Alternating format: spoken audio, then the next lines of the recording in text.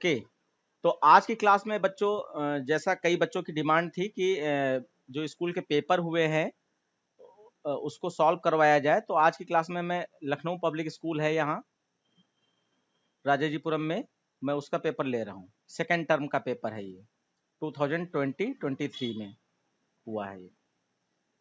तो इसमें क्योंकि पेपर पैटर्न चेंज हो चुका है, तो आजकल जो है जो नया पैटर्न है उसमें एमसीक्यू क्वेश्चन पूछे जा रहे हैं, तो एमसीक्यू क्वेश्चन ही सबसे पहले यहाँ पर डिस्कस किए जा रहे हैं।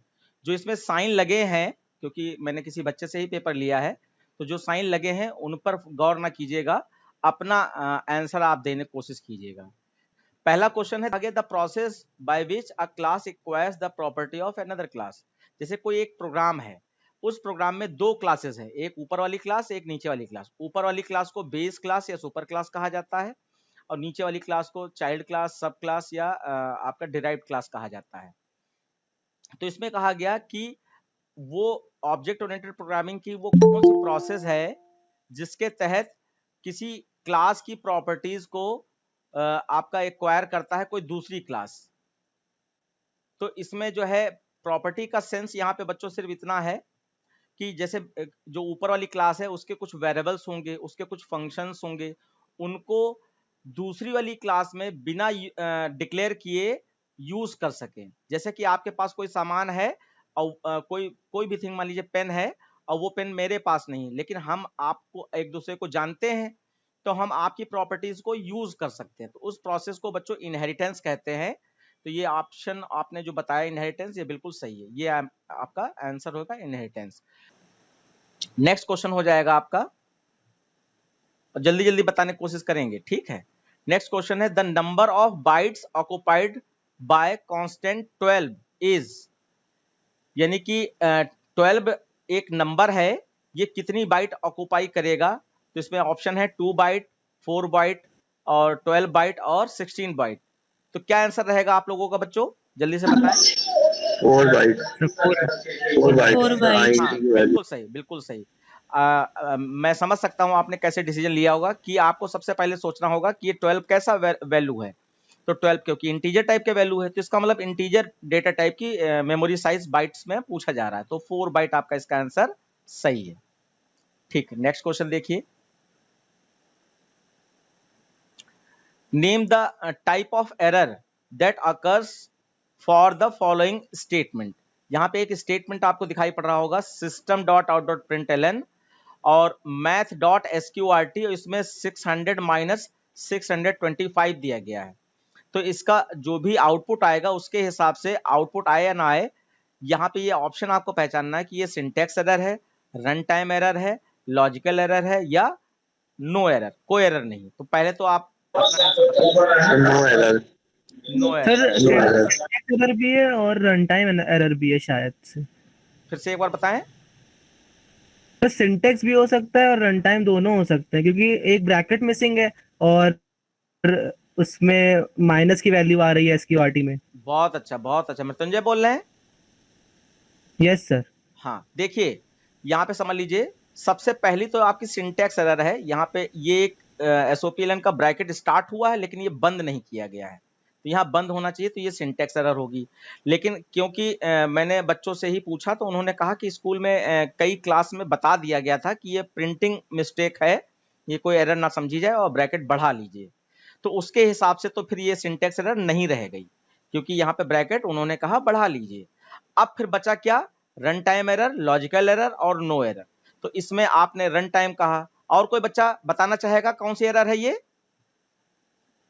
सर अगर नहीं बताया हो कि ब्रैकेट बंद है तो फिर चलिए मैं बताता हूं। देखिए एरर आपकी 3 टाइप्स की होती हैं। पहली आपकी सिंटैक्स एरर, मैं थोड़ा सा एक्सप्लेन भी कर दूंगा, जहां कहीं आपको लगे तो आप जरूर बताइएगा, मैं उसको एक्सप्लेन कर दूंगा क्वेश्चन को। दूसरा आपका जो है run time error, run time error, और तीसरा आपका होता है लॉजिकल एरर। ये क्योंकि क्वेश्चन जरूर मिलेगा आपको, इसलिए मैं इसको एक्सप्लेन करना चाहूंगा। लॉजिकल एरर 3 तरीके की एरर होती है, तो बच्चों सबसे पहले समझ लीजिए सिंटैक्स एरर क्या होती है। तो ऐसी एरर जो प्रोग्राम को कंपाइल करते समय, ऐसी एरर जो प्रोग्राम को कंपाइल करते समय आ जाए। जैसे कि आप लोगों को मालूम है कि सबसे पहले हम लोगों को प्रोग्राम लिखना होता है, प्रोग्राम लिखने के बाद हम लोग उसको कंपाइल कराते हैं, तो कंपाइल करते समय ही एरर आ जाए तो वो हमारी सिंटैक्स एरर मानी जाती है। और उसका दूसरा नाम कंपाइल टाइम एरर भी होता है, सिंटैक्स एरर कहिए या कंपाइल टाइम एरर कहिए। अब यहाँ पर इसके एग्जांपल देखें तो सिंटैक्स का मतलब है जो जावा के कोड्स लिखने के तरीके हैं, जैसे system dot out dot println में एस बड़ा होना चाहिए, आपका सिस्टम डॉट इन में एस बड़ा होना चाहिए, बफर रीडर या स्कैनर क्लास लगाया उसमें एस बड़ा होना चाहिए, कोई लाइन लिखते हो तो उसकी एंडिंग सेमीकोलन से करते हो तो सेमीकोलन लगा ही होना चाहिए, कोई कर्ली ब्रैकेट ओपन किया तो अगर उसको क्लोज नहीं किया तो आपकी एरर आ सकती है। तो ये सब सिंटैक्स है, तो इसमें अगर कोई आपने गलती की है तो आपका वो सिंटैक्स एरर मानी जाएगी। अब एग्जांपल के तौर पर जैसे सेमीकोलन भूल गए तो सेमीकोलन मिसिंग एरर आएगी, आपने कर्ली ब्रैकेट ओपन किया क्लोज नहीं किया तो कंपाउंड स्टेटमेंट एरर आ जाएगी, ऐसे आपका सिस्टम का एस छोटा कर दिया तो एरर आ जाएगी। तो ये आपकी क्या है, सिंटैक्स एरर है जो कंपाइल करते समय प्रोग्राम के आती हैं। तो यहाँ पे जैसे ये ब्रैकेट स्टार्ट किया था ब्रैकेट बंद नहीं किया तो ये सिंटैक्स एरर है, लेकिन खैर इसको यहाँ पे ओवरकम कर दिया गया कि ये प्रिंटिंग मिस्टेक है, इसको एरर ना माना जाए। अब दूसरी एरर कौन सी है, दूसरी एरर वो एरर जो प्रोग्राम कंपाइल हो चुका है, कोई एरर नहीं आई, नो सिंटैक्स एरर आपका लिख के आ गया, उसके बाद जब प्रोग्राम रन हो रहा होगा वो कहेगा enter number, enter name, enter age. सबसे पहले इनपुट लेते हैं ना हम लोग, तो इनपुट ले रहे होंगे, इनपुट लेने के बाद जैसे हम एंटर की प्रेस करेंगे तो आपका एकदम से प्रोग्राम जो भी प्रोसेस अंदर करेगा और उसके बाद आपका सोर्स कोड यानी कि जहां पे प्रोग्राम आपने लिखा था तो आउटपुट विंडो से आप वापस सोर्स कोड पे आ जाओगे और किसी एक लाइन को हाईलाइट करते हुए बताएगा कि इस लाइन में एरर है। तो यानी ये प्रोग्राम रन करते समय जो एरर आई इसको ही हम लोग रन टाइम एरर कहते हैं। तो रन टाइम एरर को पहचानने के तरीके क्या हैं कि आपका प्रोग्राम पूरा कंपाइल हो गया, कोई एरर नहीं है, नो सिंटैक्स एरर हो गया, प्रोग्राम रन करते समय प्रोग्राम रुक गया और आपका कोई आउटपुट नहीं आया, तो उसमें आपका रन टाइम एरर कहा जाएगा। एग्जांपल के तौर पर जैसे किसी भी नंबर को आपने 0 से डिवाइड कर दिया, तो जैसे मैथ के हिसाब से हम जानते हैं कि किसी भी नंबर को 0 से डिवाइड नहीं किया जाता है और फिर भी डिवाइड हो रहा है, या जो भी आपने लॉजिक लगाया तो स्टार्टिंग में आपने नहीं समझ पाया लेकिन वो कैलकुलेशन होते होते लास्ट में जब पहुंचे तो वहां पे आपका 0 किसी वेरिएबल में आ गया डिवाइड वाले एक्सप्रेशन में, तो 0 से अगर डिवाइड हो रहा है तो रन टाइम एरर है। ऐसे ही आप एरे और स्ट्रिंग पढ़ चुके हैं, तो एरे में अगर 5 का एरे है तो इंडेक्स नंबर 0 से 4 तक गए होंगे, लेकिन आपने लूप 5 तक का चला दिया तो 5 वाले बॉक्स वाला तो कोई बॉक्स ही नहीं है, तो array index out of bound या string index out of bound ये एरर आपकी शो हो जाएगी। तो इसको भी हम आप कह सकते हैं रन टाइम एरर है। ऐसे ही वैल्यू इनपुट करते समय इनपुट आउटपुट एरर भी आती है कि मान लीजिए एंटर अ नंबर लिखा था और धोखे से आप स्ट्रिंग वैल्यू दे दीजिए, तो sc.next वाली इनपुट स्टेटमेंट से स्ट्रिंग वैल्यू नहीं स्टोर हो सकती, तो आपका इनपुट आउटपुट एरर वो किस समय आई, प्रोग्राम के रन होते समय। तो ये सारी आपकी रन टाइम एरर है। ऐसे ही मैथ में एक कैलकुलेशन होती है जिसमें इमेजिनरी नंबर आ जाते हैं, यानी कि जिनको कैलकुलेट नहीं किया जा सकता है, तो उसमें खास तौर पर डिवाइडेड बाय 0 उसमें इमेजिनरी नंबर आ सकता है जिसको कैलकुलेट नहीं किया जा सकता। ऐसे ही किसी भी माइनस वाली वैल्यू का आपका स्क्वायर रूट नहीं निकाला जा सकता है। बच्चों ये वाली जानकारी है आपको कि माइनस वाली वैल्यू का स्क्वायर रूट नहीं निकलता है, ये जानकारी है आप लोगों को? हाँ, तो इस बात का याद रखिएगा कि माइनस वाली वैल्यू का स्क्वायर रूट नहीं निकलता। तो आप यहाँ पे अगर गौर करें तो यहाँ पे 600 माइनस 625 हो रहा है, तो यहाँ पे तो आ जाएगा -25 और -25 का हम लोग स्क्वायर रूट निकाल रहे हैं, तो ये आपका इमेजिनरी नंबर आएगा, यानी कि ये इसका कैलकुलेशन नहीं हो पाएगा, इसीलिए आपका ये रन टाइम एरर इस समय आएगी। तो सही आंसर इसका बच्चों रन टाइम एरर है। फिर एरर के बाद और मैं बता दूं लॉजिकल एरर, ऐसी एरर, अच्छा यहाँ पे आपने देखा होगा कि सिंटैक्स एरर में आउटपुट नहीं आया और रन टाइम एरर में भी आउटपुट नहीं आया, लेकिन लॉजिकल एरर बच्चों जो होती है उसमें आउटपुट आता है, यानी कि प्रोग्राम रन भी होगा और प्रोग्राम कंपाइल भी होगा और आउटपुट विंडो खुलकर आउटपुट भी आएगा। फर्क सिर्फ इतना रहता है कि लॉजिकल एरर में डिजायर्ड आउटपुट नहीं आता, यानी कि आपने जो सोचा था वो रिजल्ट नहीं आया, कुछ भी रिजल्ट प्रिंट हो गया, तो उसको हम लोग लॉजिकल एरर यहां पर मानते हैं। तो अब कौन सी एरर हो सकती है? एग्जांपल के तौर पे आप ऐसे समझ लीजिए कि जैसे आप 2 नंबर का प्लस करना चाह रहे थे और साइन धोखे से आपने माइनस लगा दिया, तो रिजल्ट तो कंप्यूटर, क्योंकि कंप्यूटर की आईक्यू कैसी होती है, गार्बेज इन गार्बेज आउट, यानी कि गलत दोगे तो गलत आउटपुट आएगा, सही दोगे तो सही आउटपुट आएगा। तो आप अगर प्लस करना चाहते थे तो आपने माइनस क्यों दे दिया? अगर दे दिया है धोखे से तो माइनस में रिजल्ट आ जाएगा। तो रिजल्ट आया लेकिन आपका डिजायर्ड रिजल्ट आया नहीं है।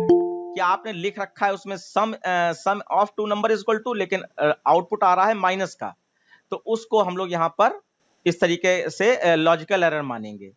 ऐसे ही बहुत सारी एरर और ऐसे हो सकती हैं कि जैसे कि मान लीजिए आपने क्या किया, आपने किया कि दो नंबरों में सपोज दैट एज है, तो एज में आपसे कहा गया कि जो एज 18 से अबव या इक्वल टू है वो वोट डाल सकते हैं, मैसेज प्रिंट कराना है, और जो 18 से अबव नहीं है वो वोट नहीं डाल सकते हैं। लेकिन साइन आपको लिखना चाहिए था इफ, तो साइन आपको लिखना चाहिए था if a is greater than equal to 18, लेकिन आपने धोखे से लगा दिया लेस देन। तो लेस देन साइन लगाने से वो जहां पे बताना चाहिए कि यू कैन वोट, वहां पे बताएगा यू कैन नॉट वोट, जहां पे बताना चाहिए यू कैन नॉट वोट, वहां पे बताएगा यू कैन वोट। ऐसे करके आपका आउटपुट आएगा। तो यहाँ पे आउटपुट आया लेकिन डिजायर्ड आउटपुट नहीं है, इसी को बच्चों हम लोग यहाँ पर लॉजिकल एरर मानते हैं। क्या आप लोग समझ पाए सारे तीनों Yes, sir. एरर? सारे बच्चे बोलते रहे, बहुत अच्छा लगता है जब आप लोग बोलते हो, तो लगता है कि मैंने समझा पाया आपको। तो कम्युनिकेट करना बहुत जरूरी है। हाँ, एक चीज बहुत अच्छी याद आ गई, क्योंकि मल्टीपल चॉइस क्वेश्चन आपके आजकल आने लगे हैं या इस साल से आएंगे, तो आपको इस चीज पे बहुत फोकस करना है कि इसी क्वेश्चन को अगर मैं ये बदल दूं, मैं ऐसे कह दूं कि इस क्वेश्चन से आउटपुट क्या आएगा, इस क्वेश्चन से आउटपुट क्या आएगा, तो उसमें मैं मान लीजिए यहां पर मैं एक थोड़ा सा चेंज कर दे रहा हूं, NaN, एक और ऐसे ऑप्शन बढ़ा दिया, तो ये आउटपुट में क्या सिंटैक्स एरर मानी जाएगी? अच्छा, ये ब्रैकेट लगा है, ध्यान रखिएगा। क्या ये सिंटैक्स एरर मानी जाएगी, क्या ये रन टाइम एरर मानी जाएगी, क्या ये लॉजिकल एरर मानी जाएगी, या कुछ NaN आ जाएगा? NaN के बारे में कितने बच्चे जानते हैं आप लोगों में? मैं नाम बताइए। सर किसके बारे में? NaN जो मैंने लिखा है, कोई जानता है आप लोगों में? Yes sir. बहुत अच्छी बात है। तो अब यहाँ पे मेरा क्वेश्चन क्या है? फाइंड द आउटपुट है, फाइंड द एरर नहीं है, फाइंड द आउटपुट। इनमें से आउटपुट क्या माना जाएगा? क्या बताओगे बच्चों? Not a number. बहुत अच्छी बात है, नॉट अ नंबर। एक बच्चे ने बता दिया। तो अगर इसमें और ये आएगा ही आएगा, मतलब आप समझ लीजिए कि वैसे तो बोर्ड वाले लोग बनाएंगे पेपर, क्या करते हैं नहीं करते हैं, लेकिन एरर से संबंधित अगर आउटपुट पूछेंगे तो यही आउटपुट आएगा। ये आज आप नोट कर लीजिए, अब आपका अभी एग्जाम होना है ना बोर्ड का, तो इसलिए मुझे बताना ये जरूरी था। तो यहाँ पे आउटपुट आएगा NaN। अब NaN का मतलब क्या होता है? ये लिख के आता है बच्चों, आउटपुट विंडो जब खुलेगी और इसी एग्जाम्पल में NaN आउटपुट आएगा। तो NaN का मतलब होता है नॉट अ नंबर। और नॉट अ नंबर किसको कहते हैं? कि जिन नंबरों को कैलकुलेट नहीं किया जा सकता, जैसे इमेजिनरी नंबर मैंने बताया था, तो जिन नंबरों को कैलकुलेट नहीं किया जा सकता, फ्लोटिंग पॉइंट में ऐसे नंबर आते हैं, तो उनके आउटपुट के रूप में NaN कंप्यूटर प्रिंट कर देता है। जैसे कि मैट.फ्लोर, मैट.सील, इस तरीके के जो फंक्शन है पॉइंट वाले जो वैल्यू कैलकुलेट करते हैं, तो उसमें अगर कोई ऐसा, जैसे ये SQRT ही है, तो ये आपका यहाँ पर अगर आउटपुट पूछते तो बच्चों आउटपुट NaN प्रिंट होके आएगा। यहाँ पे कोई बताने के लिए आपसे एरर पूछी गई तब तो आपने रन टाइम एरर बता दिया इसको, या ये गोल वाला ब्रैकेट नहीं लगा था तो सिंटैक्स एरर बता दिया, लेकिन आउटपुट अगर पूछा जाए तो आउटपुट आएगा इसका NaN, not a number. Sir अगर जैसे हो गया, अगर कोई एरे क्वेश्चन कर रहे हैं तो फिर अगर उसमें कोई आउटपुट क्वेश्चन मान लेते हैं कि जैसे उसमें कोई आउटपुट नहीं आएगा, और जैसे एरे में अगर जैसे इंडेक्स 4 दिए और लिखा है 5 इंडेक्स 5 एंटर करो, हाँ, तो फिर उसमें एग्जाम में ऐसे लिखेंगे, कैसे लिखेंगे सर कि आउटपुट नहीं आएगा? नो आउटपुट, बस। हाँ, वो सब नहीं लिखते इंडेक्स आउट ऑफ बाउंड्स ये सब? अगर वो एरर का नाम पूछते हैं तो आप बताओगे index out of bound error आएगी, और अगर आपने यहाँ पर 5 बार चला दिया और 4 का था तो एरर आ जाएगी ना। तो एरर अगर आपका लिखा है, जैसे इस एग्जांपल में एरर लिखा है, तो आप एरर लिख भी सकते थे, लेकिन इस एग्जांपल में क्योंकि हमने NaN भी दे रखा है, अगर NaN ना दिया होता तब तो आप रन टाइम एरर ही ऑप्शन चूज करते, लेकिन NaN दिया है तो आउटपुट में बच्चों NaN ही आएगा, और उसमें क्योंकि आपका प्रोग्राम ही नहीं चल पाएगा तो रन टाइम एरर उसको कह दोगे, प्रोग्राम आउटपुट विंडो तक पहुंचेगा ही नहीं। वैसे एक जानकारी और मैं बता दूं कि जो आपका सिंटैक्स एरर है उसमें आउटपुट नहीं आता है, रन टाइम एरर है उसमें भी आउटपुट नहीं आता है, लेकिन यहाँ पे आउटपुट NaN आ रहा है, तो इसको आउटपुट ना समझिए, बस आपको गाइड करने के लिए बता दिया गया है। सिर्फ लॉजिकल एरर में ही आउटपुट आता है, बाकी दोनों एरर में आउटपुट नहीं आता है। इसको भी एक आप पहचान रख लीजिए, जैसे एरे का हो, स्ट्रिंग का हो, तो उसमें इंडेक्स आउट ऑफ बाउंड, तो उसमें आउटपुट नहीं आएगा, एरर शो कर देगा, आउटपुट विंडो खुलेगी ही नहीं। ये भी एक पहचान याद रखिएगा। हम लोग अगले क्वेश्चन पे पढ़े। Yes sir. हाँ देखिए, yes sir. Math dot yes random, sir. हाँ okay, math dot random returns a double value such that. तो यहाँ पे बच्चों पहले मैथ डॉट रैंडम, अच्छा ऑप्शन पहले बता दीजिए आपके हिसाब से कौन सही है? ए और बी दोनों 1 2। क्योंकि आपके स्कूल का पेपर है तो आप पहचान पा रहे हो, बाकी नए बच्चे और जो हैं वो बोलने की कोशिश करें, जो भी नॉलेज है उनके पास। Sir fourth option. Fourth option बहुत अच्छा है, तो मैं आपसे अभी डिस्कस कर लेता हूं। देखिए मैथ डॉट रैंडम जो है 0.0 से लगा, सेकंड ऑप्शन। हाँ लिसन, मैथ डॉट रैंडम जो है 0.0 से लगाकर लेस देन 1.0 इसके बीच की ही वैल्यू देता है, इसके अलावा कोई वैल्यू ही नहीं देता है। ध्यान रखिए 0.0, 0.1, 0.2, 0.3, 0.4, 0.5 और 0.9 इसके बीच की ही वैल्यू देता है, इसके अलावा कोई वैल्यू नहीं देता। तो इसका मतलब ये हुआ कि ये आपका 0.0 से और 1.0 इक्वल टू लगा है ना, ये ऑप्शन गलत। और क्योंकि ये ऑप्शन से बिल्कुल सेम मैच हो रहा है, प्रिंटिंग मिस्टेक ये भी हुई है, तो ये भी ऑप्शन गलत। तो आपका ये रेंज किस में मिल रही है? फोर्थ वाले ऑप्शन में, 0.0 से आपका लेस देन 1.0। तो ये फोर्थ ऑप्शन बच्चों इसमें सही रहेगा। खाली इतना ही आपको इसमें याद रखना है कि आपका रेंज अगर आपको याद है तो आप ये सही कर ले जाओगे। तो ये अगर लेस देन 1.0 ना लिखते तो आप लिख सकते थे कि लेस देन इक्वल टू 0.9, ये भी लिख सकते थे आप। तो इतना आप याद रखिएगा, ये यही वैल्यू देता है। ठीक है, ओके सर। उसके बाद नेक्स्ट क्वेश्चन आप देखिए, यहाँ पे आपका Unicode is a 7 bit code है, 16 बिट कोड है, 15 बिट और 8 बिट। क्या आंसर रहेगा आपका? 16 बिट। ठीक है, बिल्कुल सही आपने आंसर बताया। मैं देखिए अगर आस्काई कोड पूछा गया होता तो आप यहाँ पे 7 बिट लगा देते, लेकिन यूनिकोड कहा जा रहा है तो उसमें 16 बिट ही होता है, तो इसको आप याद कर लीजिएगा। अच्छा, इससे रिलेटेड क्वेश्चन आप एक और याद कर लीजिए कि जावा कौन से कैरेक्टर सेट को यूज करता है बच्चों? जावा कौन से कैरेक्टर सेट को यूज करता है? ASCII code character set, Unicode character set या कुछ दो चार और? यूनिकोड। तो ये याद रखिए क्योंकि ऑब्जेक्टिव टाइप के क्वेश्चन आने ही आने हैं, तो इसका मतलब ये वाला आंसर आपको याद होना चाहिए कि जावा यूनिकोड कैरेक्टर सेट को सपोर्ट करता है। नेक्स्ट क्वेश्चन हो जाएगा आपका, what is the return type of is white space?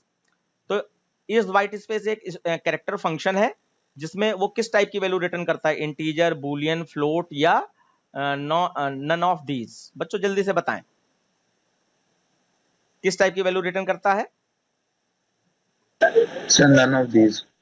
None of these. Okay, और बच्चे बताएं जल्दी से, मतलब गेस करें, देखें आप। बुलियन।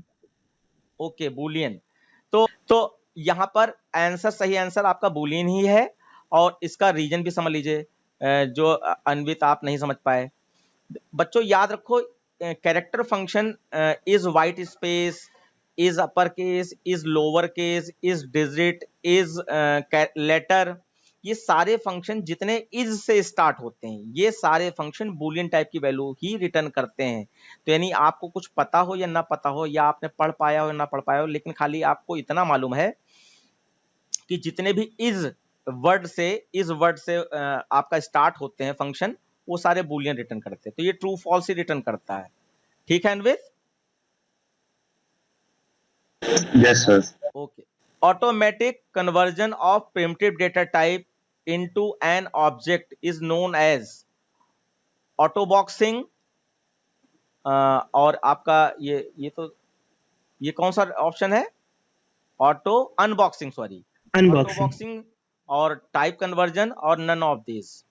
जल्दी से बताएं, इसमें जो भी आपको समझ में आए वो आप बता सकते हैं आंसर, फिर हम लोग जो है डिस्कस भी करेंगे इसको। कोई भी आंसर बता दीजिए, टाइम ना लगाइए। अब नहीं मालूम है तो कुछ भी गेस कर दीजिए बस। ऑटो बॉक्सिंग या फिर बॉक्सिंग। ऑटो बॉक्सिंग या बॉक्सिंग, ठीक है। तो सेकंड वाला, सेकंड। हाँ तो Sir, second. Okay okay fine. तो यहाँ पर ये ऑटो बॉक्सिंग सेकंड ऑप्शन ही सही है आपका। और इसके बारे में मैं थोड़ा सा डिटेल बता दूं। देखिए कोई भी डेटा टाइप होता है, जैसे आपने यहाँ पे आईएनटी लिखा, आईएनटी एक डेटा टाइप है, तो इसकी एक रैपर क्लास भी होती है। तो आईएनटी की रैपर क्लास इंटीजर होती है, इंटीजर ऐसे ही लिखी भी जाती है। तो यहाँ पर क्या होता है कि जब किसी भी इंटीजर डेटा टाइप की वेरिएबल की वैल्यू को, जैसे ये 5 है ए में आईएनटी टाइप का, अगर आप इसको इसकी रैपर क्लास के ऑब्जेक्ट में कन्वर्ट करना चाहते हैं, तो मैंने यहाँ पे इंटीजर लिखा, रैपर क्लास है ये आईएनटी की, और मैंने यहाँ पे कोई ओबीजे नाम का एक वेरिएबल ले लिया, ओबी नाम का, और इसमें मैं इसको कन्वर्ट करना चाहता हूँ, तो यहाँ पर मैं ए लिख दूंगा। तो क्या हो रहा है, ये ए जो है अपनी रैपर क्लास के ऑब्जेक्ट में कन्वर्ट हो रहा है। तो इसी को बच्चों यहाँ पर ऑटो बॉक्सिंग कहते हैं, इसी को ऑटो बॉक्सिंग कहते हैं। तो इंटीजर क्लास के ऑब्जेक्ट में ये कन्वर्ट हो गया। और इसके अलावा अगर इसका उल्टा करें हम, कि अगर ओबी में आपका कोई वैल्यू थी और उसको हम वापस आईएनटी ए में लाना चाहते हैं, तो वो अनबॉक्सिंग कही जाएगी, अनबॉक्सिंग या ऑटो अनबॉक्सिंग भी कह सकते हैं।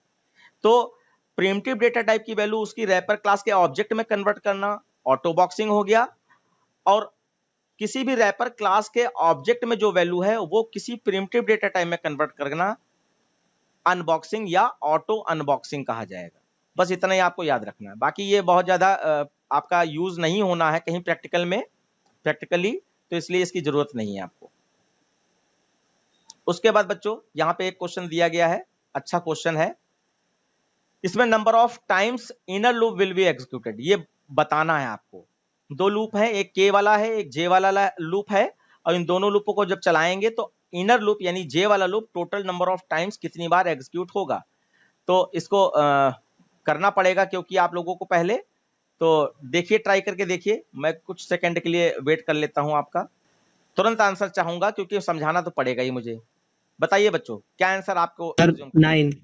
Sir, 9 times. 9 टाइम्स, बिल्कुल सही आपने कहा। देखिए मैं इसको निकालने का तरीका आपको बता रहा हूं।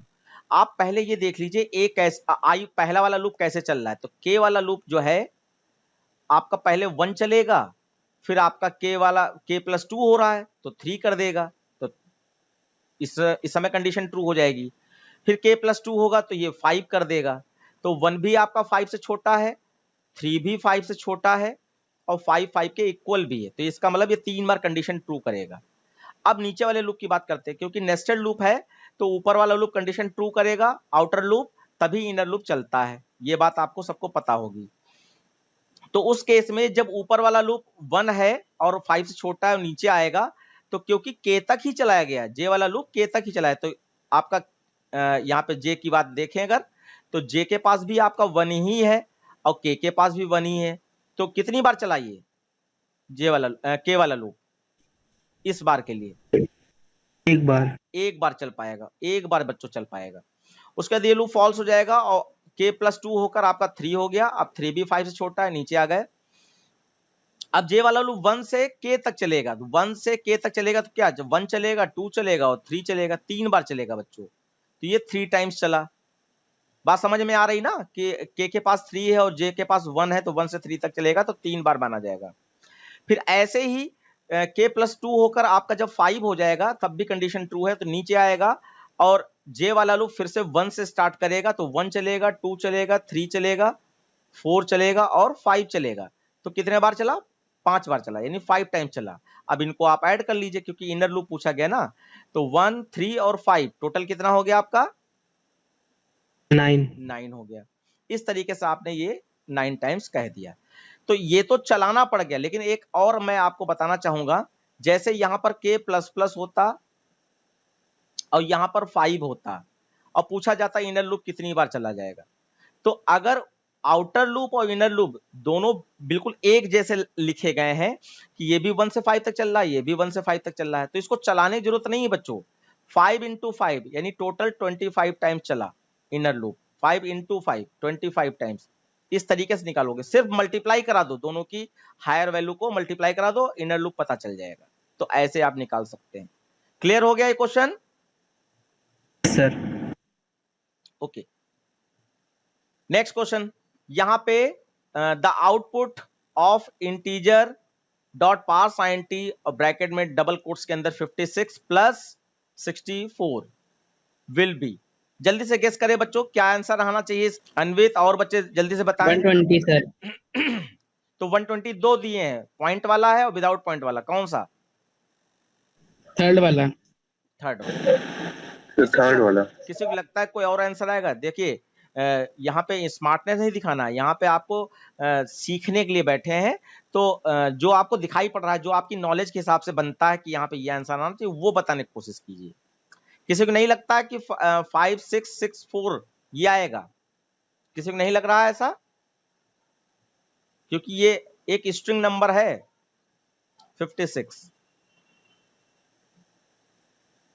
अच्छा ठीक है, मृत्युंजय बताओ 120 कैसे आएगा? स्ट्रिंग से वो इंटीजर में कन्वर्ट हो जाएगा और फिर प्लस हो जाएगा।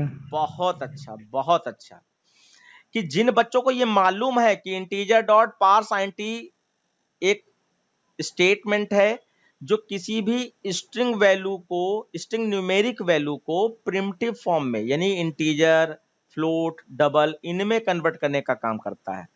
तो यहाँ पे जिन बच्चों ने ये ध्यान नहीं दिया होगा कि इंटीजर डॉट पार्स आईएनटी से 56 रियल में 56 में कन्वर्ट हो जाएगा, न्यूमेरिक फॉर्म में कन्वर्ट हो जाएगा, तो उनका तो आपका आंसर ये वाला आ गया होगा। क्योंकि वो तो सोच रहे हैं ये स्ट्रिंग टाइप का, इसमें स्ट्रिंग में कुछ भी नंबर ऐड करोगे तो स्ट्रिंग कॉन्कैट कर देता है प्लस ऑपरेटर, तो ये वाला आ जाएगा। लेकिन जिन बच्चों को पता है कि हाँ यहाँ पर ये नंबर में कन्वर्ट हो गया है, तो नंबर में 56 को 64 के साथ ऐड करोगे तो आपका 120 ही आएगा। अब क्योंकि दोनों नंबरों में कोई भी पॉइंट वाली वैल्यू नहीं है, तो फिर ये क्यों होगा? ये नहीं होगा, तो आपका यही वाला आंसर सही है।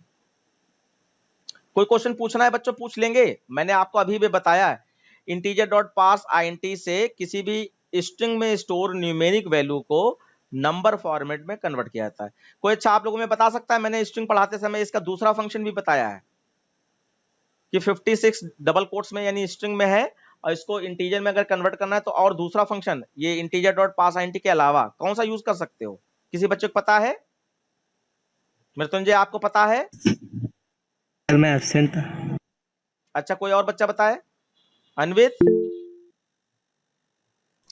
Sir integer dot value of. बहुत अच्छा, नाम बताइए बेटा अपना। रुद्रांश। रुद्रांश, बहुत अच्छा। देखिए आपको याद है integer dot value of function भी होता है बच्चों, जो किसी भी स्ट्रिंग में store string value, numeric value को नंबर फॉर्मेट में कन्वर्ट कर देता है। तो अगर इंटीजर डॉट पार्स आईएनटी की जगह पे ये लाइन लिख दी जाए तब भी आपका 120 ही रिजल्ट आएगा। बहुत अच्छा, बहुत अच्छा। चलिए ऐसे सपोर्ट करते रहिए, जिससे नॉलेज भी बढ़ रही है और थोड़ा सा अच्छा भी लग रहा है पढ़ते पढ़ाते। चलिए नेक्स्ट क्वेश्चन है, state the value of n after evaluating the following code. तो यहाँ पे कैर में ch की जगह आदत पड़ गई है, कैरेक्टर वेरिएबल का मतलब ch, खैर कोई भी वेरिएबल नाम ले सकते हैं। तो यहाँ पे c है बच्चों, तो c में आपका अपर केस में z स्टोर किया गया है, सिंगल कैरेक्टर है, सिंगल इन्वर्टेड कॉमा में, और int n equal to c-1 कर दिया गया है। तो मृत्युंजय छोड़ के आप और LPS छोड़ के और बच्चे बताएं इसका आउटपुट क्या आना चाहिए? सर 89। 89 आना चाहिए। ठीक है, गर्ल्स में जिसने बताया 89, वो बच्चा बताए 89 कैसे आएगा, एक्सप्लेन करें। सर क्योंकि Z का स्काई कोड 90 होता है और 90 माइनस 189। बहुत अच्छा, Z का स्काई कोड 90 होता है बच्चों। ये आपको स्ट्रिंग टॉपिक में पढ़ाया गया कि A से Z अपर केस में आपके स्काई कोड 65 से 90 तक होते हैं। तो यहाँ पे क्योंकि Z लिखा है तो Z का स्काई कोड 90 होता है। और यहाँ पे z किस में है, c में है, तो c के साथ में जब -1 किया जाएगा तो आपका यहाँ पे 90 - 1 हो रहा है और ये आपका 89 बन जाएगा।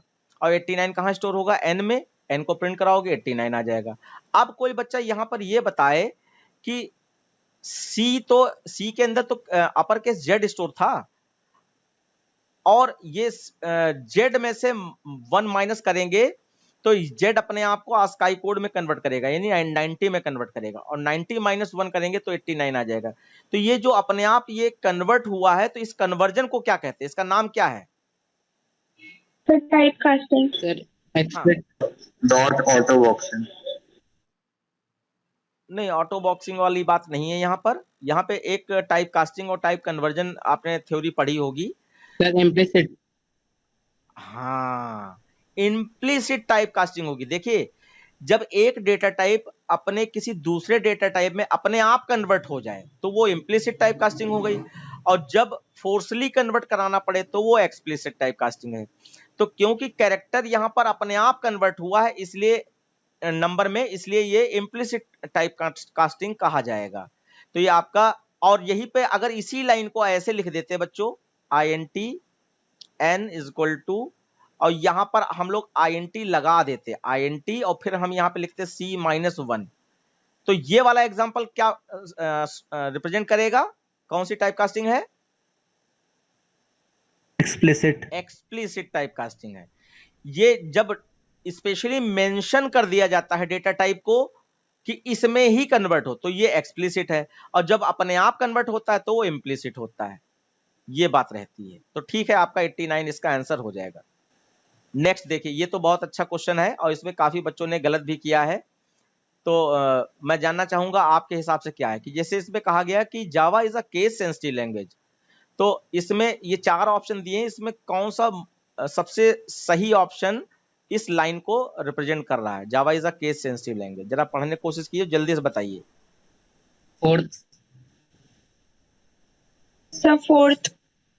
फोर्थ बिल्कुल सही आपने पहचाना है। ऊपर के जितने भी लिखे हैं जैसे कि upper case and lower case letter are ignored, तो जावा को उसका फीचर्स जब आप जावा के पढ़ते हो तो उसमें साफ साफ कहा गया है कि Java is a case sensitive language. तो अगर ये केस सेंसिटिव लैंग्वेज है तो इसका मतलब कुछ लेटर अपर केस में लिखे जाते हैं, कुछ लेटर लोअर केस में लिखे जाते हैं। तो जो अपर केस में, जैसे सिस्टम का एस अपर केस में होता है तो वो अपर केस में ही लिखा जाएगा, लोअर केस में नहीं लिख सकते। जैसे रैपर क्लास अभी हम लोगों ने इंटीजर पढ़ी थी तो उसका आई अपर केस में ही होगा, तो उसको लोअर केस में नहीं लिख सकते। तो इसलिए यहाँ पर फोर्थ ऑप्शन जो दिया गया है कि upper case and lower case letter are distinguish. Java में अपर केस लेटर अलग होते हैं, लोअर केस लेटर अलग होते हैं, और ये दोनों ही माने जाते हैं। तो फोर्थ ऑप्शन आपका बिल्कुल सही है, बहुत सही पहचाना। नेक्स्ट क्वेश्चन है बच्चों, क्वेश्चन नंबर JKL। इसमें आपका इफ कंडीशन दी गई, इफ अगर ये विजुअल ना हो रहा हो अच्छा सा तो मैं लिख भी सकता हूं, कोई बच्चा अगर कहेगा तो मैं लिख भी दूंगा इसको दोबारा से। यहाँ पे लिखा है if C is greater then D, अगर कंडीशन ट्रू है तो x = C हो जाए, नहीं तो एल्स में x = D हो जाए। तो ये आपका कोड दिया है इफ एल्स में, और इसको बच्चों टर्नरी ऑपरेटर में कन्वर्ट करना। टर्नरी ऑपरेटर मतलब क्वेश्चन मार्क और कोलन साइन में कन्वर्ट करना है। तो इसमें से कौन सा ऑप्शन आपका सही है बताएं? फर्स्ट वाला। फर्स्ट। बहुत सही, आपने सही बताया।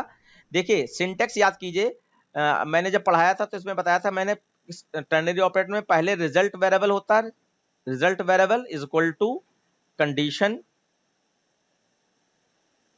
और फिर question mark true colon sign false, ये सिंटेक्स मैंने आपको बताया था। तो अगर कंडीशन ट्रू होती है तो आपका ये क्वेश्चन मार्क में जो भी है वो रिजल्ट वेरिएबल में चला जाएगा, और कंडीशन फॉल्स होती है तो कोलन साइन में जो भी लिखा है वो रिजल्ट वेरिएबल में चला जाएगा। तो ये तो इसका वर्किंग थी, फंक्शनिंग थी, लेकिन यहाँ पे कोड में कन्वर्ट करना था। तो हम लोग पहचाने, सबसे पहले रिजल्ट वेरिएबल देखें कौन सा है। तो देखो यहाँ पे कन्वर्ट करने का तरीका सीखो, मैं कैसे सोच रहा हूं उस तरीके से आपको भी सोचना है। कि यहाँ पे सबसे पहले हमारा रिजल्ट वेरिएबल सिंटेक्स में, तो रिजल्ट वेरिएबल देखें कि x में C अपनी वैल्यू स्टोर कर रहा है, तो x आपका रिजल्ट वेरिएबल हो गया। तो इसलिए यहाँ पर x लिखा है, फिर इज इक्वल टू का साइन है, मैं यहाँ पे लिख भी देता हूँ x इज इक्वल टू। उसके बाद हम देखें कि अगर कंडीशन की बात आई तो यहाँ कंडीशन लिखा है तो कंडीशन लगा दे, कि C is greater then D, और फिर क्वेश्चन मार्क। अब कंडीशन अगर ट्रू होती तो कौन सी वैल्यू x में जा रही, C वाली वैल्यू x में जा रही। तो कई बच्चे यहाँ पे ये गलती कर देते हैं, वो ऐसे लिख देते हैं x is equal to C। तो बच्चों ये नहीं लिखना है, x तो लिखा ही है पहले से, आपको खाली C लिखना है। तो यहाँ पे इतना ही आपको लिखने से काम चल जाएगा, बस C लिख दीजिए। क्या कंडीशन ट्रू होती है तो C अपनी वैल्यू x में दे देगा, अगर कंडीशन फॉल्स होती है तो क्योंकि x is equal to D है तो इसका मतलब x इज इक्वल टू तो लिखा ही, खाली D लिख दीजिए, सेमीकोलन लगा दीजिए, आपका कोड कंप्लीट हो गया। तो ऑप्शन फर्स्ट वाला सही है, बिल्कुल सही। उसके बाद बच्चों आप देख पा रहे होंगे कि ये आपका एक लूप लिखा है, विच of the following loop of body will be executed 5 times. इनमें से चारों में से कौन सा ऐसा लूप है जिसकी जो लूप 5 बार चलेगा, उसकी बॉडी 5 बार एग्जीक्यूट होगी। कौन सा लूप दिखाई पड़ रहा है बच्चों? फर्स्ट 5 बार होगा, ओके। और बच्चे बताएं। नहीं सर, फोर्थ। चलिए बस यही गलती हो रही है कि इसमें टिक पहले से लगे हैं, तो थोड़ा थोड़ा क्लू भी मिल जा रहा होगा। ऐसे एग्जाम टाइम में अगर टिक थोड़ा सा हल्का सा लगा हुआ मिल जाए तो कितना मजा आ जाए। खैर देखिए, ये पहला वाला इसलिए गलत है क्योंकि 0 से लेस देन इक्वल टू 5 चलाओगे तो 6 टाइम चल जाएगा। दूसरा वाला इसलिए गलत है क्योंकि 5 से ग्रेटर देन 1 चलाओगे तो 5 से ग्रेटर देन 1 का मतलब 2 तक चलेगा, तो आपका ये सिर्फ 4 टाइम चल पाया बच्चों। और फिर तीसरा वाला इसलिए गलत है क्योंकि 1 से लेस देन 5 चलाओगे तो 1 से लेस देन 5 यानी 4 तक चलेगा, तो ये भी गलत है। लेकिन अगर इसको देखें तो 0 से चालू हुआ लेस देन 5, तो 0 से लेस देन 5 मतलब 4 तक, तो 0 से 4 तक 5 टाइम्स हो गया, तो इसलिए आपका इसका आंसर फोर्थ वाला ये बिल्कुल सही है। बहुत अच्छा। नेक्स्ट क्वेश्चन देखिए, यहां पे लिखा which of the operator is an unary operator. Unary operator आपने पढ़ रखे हैं, जल्दी से बताइए इसका कौन सा सही आंसर है। यहाँ पे भी हाँ सर वो वही वाला थर्ड वाला। बहुत अच्छी बात है। और बच्चे बताएं।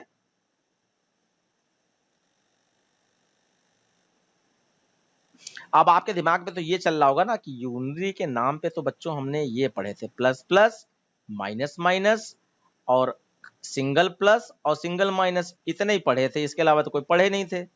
तो ये तो एक भी ऑप्शन इसमें नहीं दिया गया है ना। तो बच्चों जानकारी ले लीजिए कि आपका ये नॉट, जो सिंगल नॉट जो है, एक नॉट इक्वल टू होता है वो अलग चीज है, लेकिन जो सिंगल नॉट होता है इसको हम लोग अभी तक लॉजिकल ऑपरेटर जानते हैं, लॉजिकल एंड और नॉट, लॉजिकल ऑपरेटर जानते हैं। लेकिन बच्चों क्योंकि ये किसी भी एक्सप्रेशन के साथ सेपरेटली अलग से यूज होता है, जैसे कि आप यहां पे लिखना चाहते हो इफ, तो पहले नॉट लगाना पड़ेगा, A is greater than B, तो A is greater than B bracket में बंद कर दिया, इसका मतलब ये एक हो गया, एक ऑपरेंड हो गया, सिंगल ऑपरेंड हो गया। तो सिंगल ऑपरेंड के साथ में यूनरी ऑपरेटर यूज होते हैं, तो ये नॉट भी सिंगल ऑपरेंड के साथ ही यूज हो रहा है, इसलिए इसको आप जब यूनरी के केस में पूछा जाए तो आप इसको यूनरी ऑपरेटर बताओगे। लेकिन अगर यूनरी के केस में नहीं पूछा गया है तो आप इसको लॉजिकल ऑपरेटर ही बताओगे, यानी बाइनरी लॉजिकल ऑपरेटर ये है। क्लियर हो गई बात बच्चों? Yes sir. तो ये अच्छा क्वेश्चन था कि नॉट जो है यूनरी ऑपरेटर में भी आता है। उसके बाद applet are programs which are internet based. देखिए प्रोग्रामिंग हम लोगों ने दो तरीके की मतलब यहाँ पे जावा में पढ़ी जाती है। एक आपका होता है application programming, stand alone application programming, और दूसरा होता है आपका एप्लेट प्रोग्रामिंग। तो हम लोग कौन सी प्रोग्रामिंग पढ़ रहे हैं यहाँ पर, स्टैंड एलोन एप्लीकेशन प्रोग्रामिंग या एप्लेट प्रोग्रामिंग, कौन सी पढ़ रहे हैं बच्चों? Stand alone. Stand alone application programming, यानी जो भी हम लोग पढ़ रहे हैं वो स्टैंड एलोन एप्लीकेशन प्रोग्रामिंग है। इसको चलाने के लिए ये ब्लूजे जैसे सॉफ्टवेयर अवेलेबल है। लेकिन जो एप्लेट प्रोग्रामिंग होती है वो हमेशा वेब ब्राउजर पे ही चलती है। वेब ब्राउजर का मतलब मोजिला फायरबॉक्स हो या क्रोम हो, ये आपका क्रोम तो जानते होंगे, सभी लोग जानते हैं। तो कोई भी प्रोग्राम जो जावा से बनाया वो इंटरनेट पे चले किसी वेब ब्राउजर पे, तो आप समझ जाइए वो एप्लेट प्रोग्रामिंग है। तो यहां पर यही पूछा जा रहा है कि choose the statement which is, कौन सा, यही वाला क्वेश्चन था ना, choose the statement which is not correct. Not correct, तो अब पहला ऑप्शन देखें अगर, आप लोगों ने कुछ डिसाइड किया इसमें कौन सा ऑप्शन सही रहेगा? थर्ड। थर्ड। ठीक है, बहुत अच्छी बात है। तो यहाँ पे बिल्कुल थर्ड रहेगा, क्योंकि ये तो ऑप्शन क्वेश्चन इससे ऊपर भी हम लोग पढ़ चुके हैं कि Java is not a case sensitive language. तो जावा केस सेंसिटिव लैंग्वेज होती ऊपर ही हम लोग देख चुके हैं, और यहाँ पे नॉट कह रहा था, इसीलिए थर्ड ऑप्शन सही है।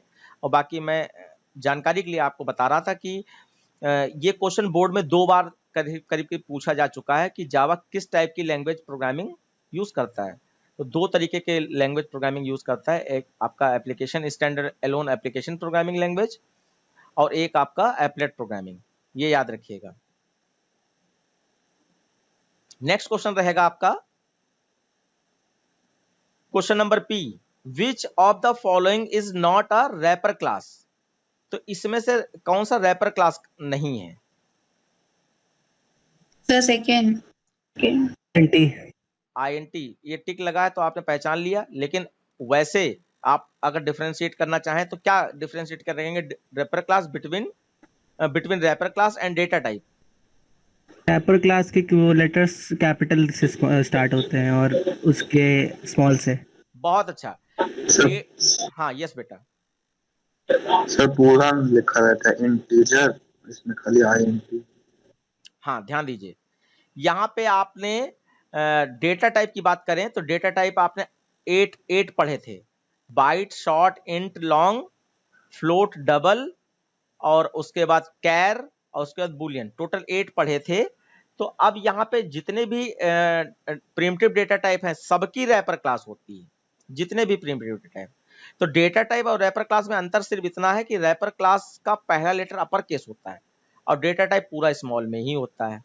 तो यहाँ पे एक और चीज आपको याद रखनी जो आपको कहीं भी कंफ्यूज कर सकती है, सिर्फ INT और कैर इनके ही रैपर क्लास का ये आपका जो है पूरा वर्ड लिखा जाता है, इंटीजर और कैरेक्टर, पूरा वर्ड लिखा जाता है।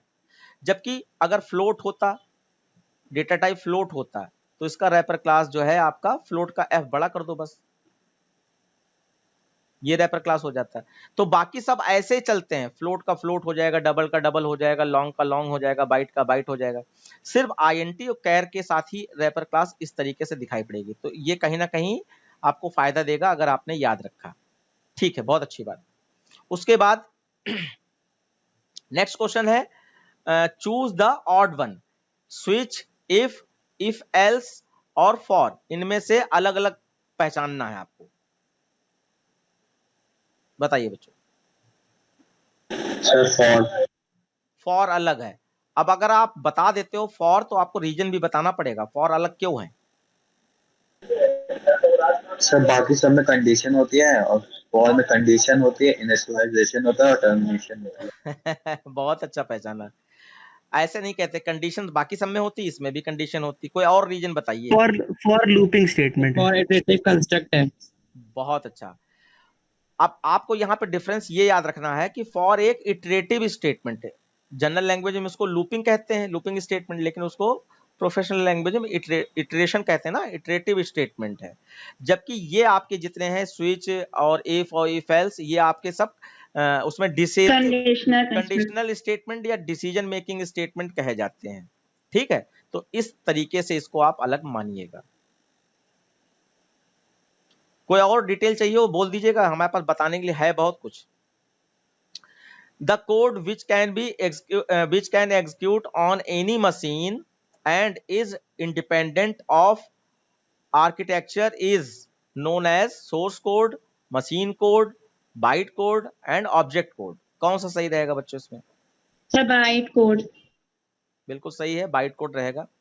इसके बारे में थोड़ी सी मैं जानकारी देना चाहूंगा, क्योंकि अगर आपने वो जानकारी अपने दिमाग में बैठा ली तो आप इस तरीके के बहुत सारे क्वेश्चन इसमें बनाए जा सकते हैं, उनको समझ जाओगे। देखो, और कई बच्चों को नहीं भी मालूम होगा तो वो भी जान लें। जैसे आपने क्या किया, सबसे पहले आपने अपना एक प्रोग्राम बनाया। मान लीजिए 2 नंबर के सम का एक प्रोग्राम बना रहे हो, तो उसके लिए एक फाइल ओपन करते हो ब्लूजे में। तो मान लीजिए ये फाइल है जिसमें 2 नंबर का सम का प्रोग्राम बनाया, इसका नाम है ram.java। ये आपकी फाइल है। अब क्या करते हो, इस फाइल को आप यहां से कंपाइल कराते हो। कंपाइल, इस स्ट्रक्चर को थोड़ा याद कर लीजिएगा, कंपाइल कराते हो तो एक नई फाइल जनरेट होती है कंप्यूटर के अंदर। इस फाइल का नाम पड़ जाएगा राम डॉट क्लास।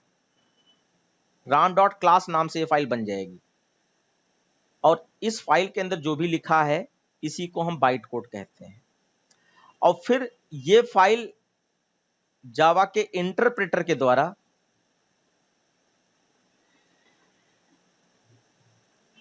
मैं जगह कम है तो ऐसे लिख दे रहा हूं, इंटरप्रेटर के द्वारा एक और नई फाइल बनाता है, एक और नई फाइल बनाता है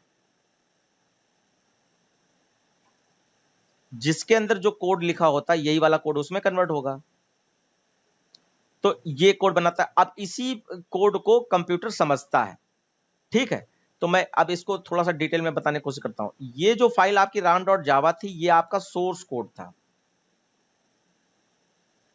सोर्स कोड। और ये जो कन्वर्ट होके राम डॉट क्लास नाम से जो फाइल बन गई ये आपका बाइट कोड है,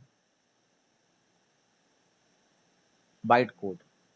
और ये बाइट कोड को जब और आगे फर्दर इंटरप्रेटर द्वारा कंपाइल किया गया, मतलब कन्वर्ट किया गया, तो ये आपका मशीन कोड आया, मशीन कोड। तो ये 3 तरीके के बच्चों कोड हैं। और ये आपका जो बाइट कोड है इसी को हम लोग ऑब्जेक्ट कोड भी कह देते हैं, ऑब्जेक्ट कोड। तो कई बुक में ऑब्जेक्ट कोड लेकर लिखा है तो आप जान जाइएगा कि वो बाइट कोड की बात हो रही है। तो यहां पर सबसे पहले हमने अपना प्रोग्राम लिखा राम डॉट जावा में 2 नंबर के सम का, और उसको कंपाइल कराया, तुरंत एक नई फाइल जनरेट हुई जिसको हम बाइट कोड कह रहे हैं। और फिर बाइट कोड को जावा के इंटरप्रेटर के द्वारा एक मशीन कोड में कन्वर्ट किया गया, और मशीन कोड ही कंप्यूटर समझता है। मशीन कोड को हम लोग 0-1 की भाषा समझते हैं, यानी 0-1 फॉर्म में उसको मानते हैं। अब इसमें क्वेश्चन कैसे कैसे हो सकते हैं, देखिए पहला क्वेश्चन, जावा के सोर्स कोड वाले प्रोग्राम को बाइट कोड में कन्वर्ट करने के लिए इंटरप्रेटर यूज होता है या कंपाइलर यूज होता है? पहला क्वेश्चन, इंटरप्रेटर यूज होता है या कंपाइलर यूज होता है? तो आपका साफ साफ लिखा है कंपाइलर। तो अब यहां पे कंपाइलर का नाम क्या है, ये क्वेश्चन है। जावा के कंपाइलर का नाम क्या है बच्चों? जेबैक। बहुत अच्छा, उम्मीद कम थी लेकिन किसी बच्चे ने बता दिया। नाम बताएं अपना। रुद्रांश। रुद्रांश, बहुत अच्छा रुद्रांश। जावा सी, ये जावा का कंपाइलर है, जावा सी नाम से, जिसको जवैक कहा जा सकता है, ठीक है। और दूसरा क्वेश्चन है, जावा के इंटरप्रेटर का नाम क्या है? Java virtual machine. बहुत अच्छा, JVM, Java virtual machine Java का इंटरप्रेटर है और जवैक जावा का कंपाइलर का नाम है। फिर अब एक डिफरेंस भी पूछा जा सकता है आपसे, कंपाइलर और इंटरप्रेटर जो है इनमें दोनों में डिफरेंस क्या है, किसको मालूम है?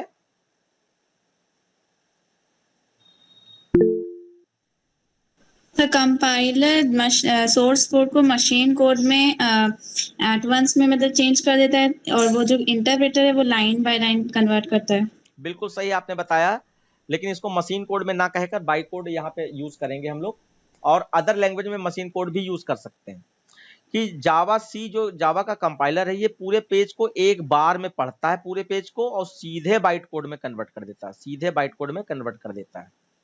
और जो इंटरप्रेटर होता है ये एक लाइन पढ़ेगा, फिर मशीन कोड में कन्वर्ट करेगा, फिर दूसरी लाइन पढ़ेगा, फिर मशीन कोड, ये लाइन बाय लाइन करता है, वो पेज बाय पेज करता है। ये डिफरेंस याद रखिएगा। और कंपाइलर फास्ट होता है, इंटरप्रेटर स्लो होता है कन्वर्जन में, कोड के कन्वर्जन में। फिर दूसरा कि बाइट कोड को एक स्पेशल कोड क्यों माना जाता है? So because it makes Java language platform independent. बहुत अच्छा, बहुत अच्छा। देखिए मैं जल्दी से इस चीज को बताना चाहूंगा क्योंकि और भी क्वेश्चन मुझे देखने हैं। यहाँ पे बच्चों byte code, what do you mean by byte code, अगर इस तरीके से आ जाता है और why it is special code ऐसे करके कुछ आ जाता है, तो आप इसका सारांश समझ लीजिए। इसका ब्रीफ क्या है कि देखिए नॉर्मली क्या होता है कि जितनी भी लैंग्वेजेस होती हैं तो उसमें आपका सोर्स कोड ये लिखा जाता है, और किसी न किसी कंपाइलर प्रोग्राम के थ्रू इसको मशीन कोड, ये सोर्स कोड है और इसको मशीन कोड में कन्वर्ट करने के लिए कोई कंपाइलर यूज होता है जो इसको कन्वर्ट कर देता है। तो क्या होता है कि जब ये प्रोग्राम आप लिखते हो तो ये प्रोग्राम आपका किसी न किसी ओएस मतलब ऑपरेटिंग सिस्टम पे लिखा गया होता है। तो अब एक क्वेश्चन यहाँ पे और मेरा आप लोगों से है, कितने तरीके का ऑपरेटिंग सिस्टम के नाम जानते हो आप? कौन कौन से ऑपरेटिंग सिस्टम आपने आज तक देखे हैं? जल्दी से बता दें। सर लाइनक्स, मैक और मैक ओएस और विंडोज। बहुत अच्छा। हम लोग सबसे ज्यादा विंडोज पे वर्क करते हैं और जो बहुत बड़ी बड़ी कंपनीज होती हैं जो अपना डेटा सिक्योर रखना चाहती हैं वो लाइनक्स पे वर्क करती हैं। और उसके बाद जो है आपका आपने मैक बताया था, तो मैक स्पेशली एप्पल जो कंपनी है उसकी कंपनी द्वारा अपना ऑपरेटिंग सिस्टम बना लिया गया, ओएस ऑपरेटिंग सिस्टम होता है तो अपना बना लिया गया, तो वो मैक ऑपरेटिंग सिस्टम हो गया। कुछ नाम और हैं, जैसे आपने एक नाम सुना होगा कहीं ना कहीं, ओवंतु, सुना है? Yes sir. तो ओवंतु भी ऑपरेटिंग सिस्टम है जो इंडिया में ज्यादातर यूज किया जाता है। इसके अलावा फिर आप इसको कैसे भूल गए, हर हाथ में मोबाइल है, कौन सा ऑपरेटिंग सिस्टम यूज करता है? Android. Android operating system. Android. हाँ, तो एंड्रॉयड भी ऑपरेटिंग सिस्टम है। तो ये मेरा iOS। हाँ, मेरा ये पूछने का इसलिए क्या सेंस था कि नॉर्मली जावा की बात अगर मैं नहीं कर रहा हूं तो मैं यहाँ पे बताना चाह रहा हूं कि जैसे आप सी लैंग्वेज या C++ लैंग्वेज आप में प्रोग्राम लिखते हो सपोज दैट, तो अगर आपने विंडोज ओएस में अगर वो प्रोग्राम लिखा है और उसको फिर आपने मशीन कोड में कन्वर्ट किया है सपोज दैट,